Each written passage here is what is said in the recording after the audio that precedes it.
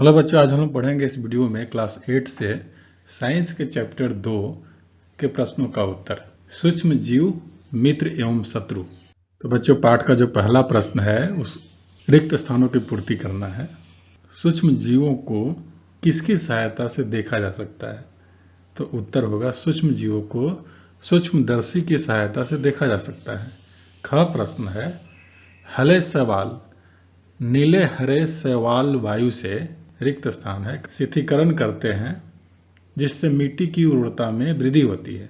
उत्तर होगा नीले हरे शैवाल वायु से नाइट्रोजन का शीतलीकरण करते हैं जिससे मिट्टी की उर्वरता में वृद्धि होती है। और ग प्रश्न है, एल्कोहल का उत्पादन, रिक्त स्थान है, नामक सूक्ष्म जीव की सहायता से किया जाता है। तो एल्कोहल का उत्पादन किससे होता है?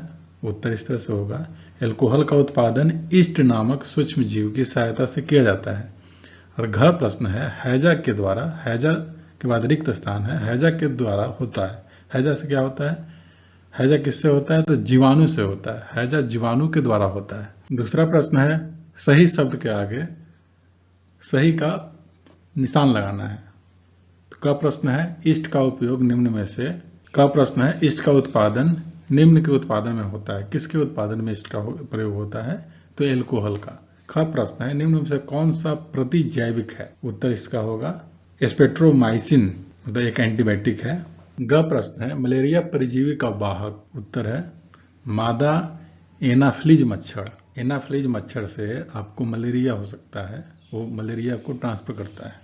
और घ प्रश्न है, संचरणीय रोगों का सबसे मुख्य कारक क्या है? तो इसका उत्तर होगा सेकंड वाला, घरेलू मक्खी। घरेलू मक्खी से संचरणीय रोगों का। और अंगा प्रश्न है, ब्रेड अथवा इडली फूल जाती है, इसका क्या कारण है?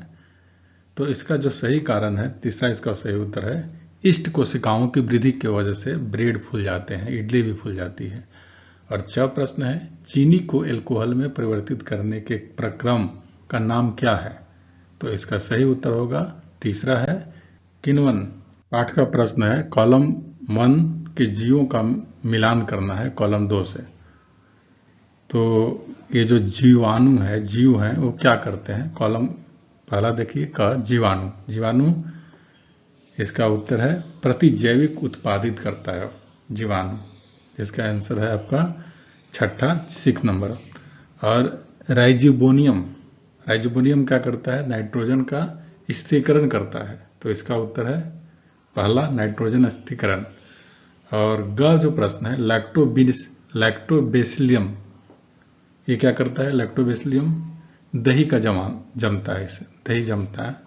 और ईस्ट का प्रयोग क्या होता है? ब्रेड के बेकिंग में, ब्रेड को फुलाने के लिए ईस्ट का प्रयोग होता है।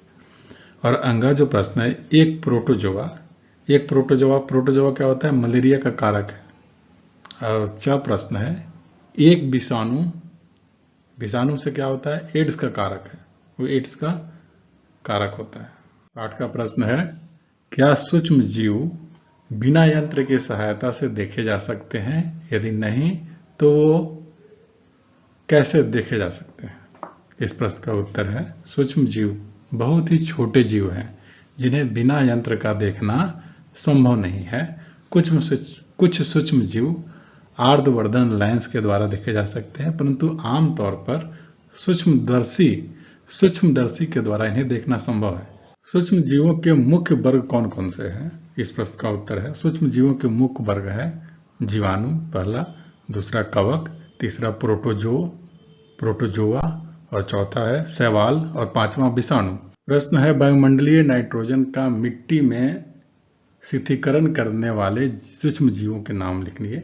उत्तर होगा, जो सूक्ष्म जीव है जो आपको मिट्टी में स्थिरीकरण करते हैं, राइजोबोनियम जीवाणु है, और नीले हरे शैवाल है। प्रश्न है, हमारे जीवन में उपयोगी सूक्ष्म जीवों के बारे में 10 पंक्तियां लिखिए। 10 पंक्तियां लिखिए जिसमें उत्तर इस तरह से है, सूक्ष्म जीव जीवाणु, कवक, शैवाल, प्रोटोजोआ आदि के रूप में हैं।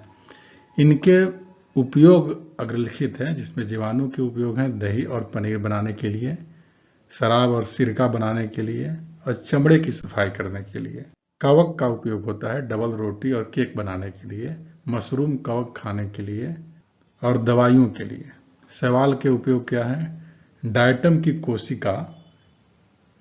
की कोशिका भीति शैलिका का प्राकृतिक रूप है और कई शैवाल समुद्री भोजन के रूप में भी उपयोग किए जाते हैं। प्रोटोजोआ का उपयोग क्या है? तो खाद्य श्रृंखला में इसका उपयोग होता है और उत्तक प्रबंधन के लिए। सूक्ष्म जीवों के द्वारा होने वाली हानियों का विवरण दीजिए।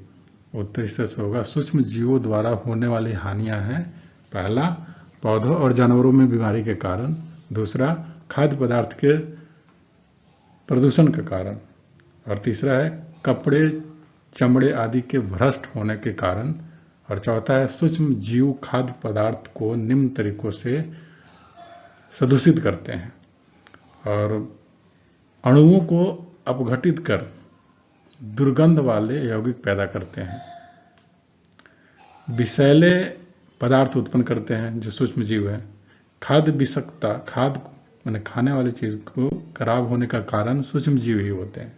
प्रतिजैविक क्या है? प्रतिजैविक लेते समय कौन सी सावधानियां रखनी चाहिए? उत्तर इस तरह से होगा, प्रतिजैविक एक ऐसी औषधि है जो रक्त के अंदर शरीर की कोशिकाओं को बिना हानि पहुंचाए जीवाणुओं को मारती है। प्रतिजैविक औषधियों जीवाणुओं, कवकों तथा सूक्ष्म जीवों से प्राप्त होती है। उदाहरण के लिए पेनिसिलिन, टेट्रासाइक्लिन, स्पेक्ट्रोमाइसिन आदि। अलेक्जेंडर फेमलिंग एक अंग्रेज वैज्ञानिक ने 1929 में पेनिसिलिन की खोज की। सावधानियां हैं, प्रतिजैविक जो एंटीबायोटिक है, एंटीबायोटिक को लेते समय निम्न सावधानियों को ध्यान में रखना होता है। पहला होता है कि प्रतिजैविक यानी एंटीबायोटिक डॉक्टर की सलाह पर लेना चाहिए और दूसरा है डॉक्टर द्वारा लिखी गई दवाइयों का कोर्स को पूरा करनी चाहिए। एंटीबायोटिक खांसी सर्दी पर प्रभाव नहीं डालते हैं क्योंकि यह विषाणु द्वारा संचारित होते हैं।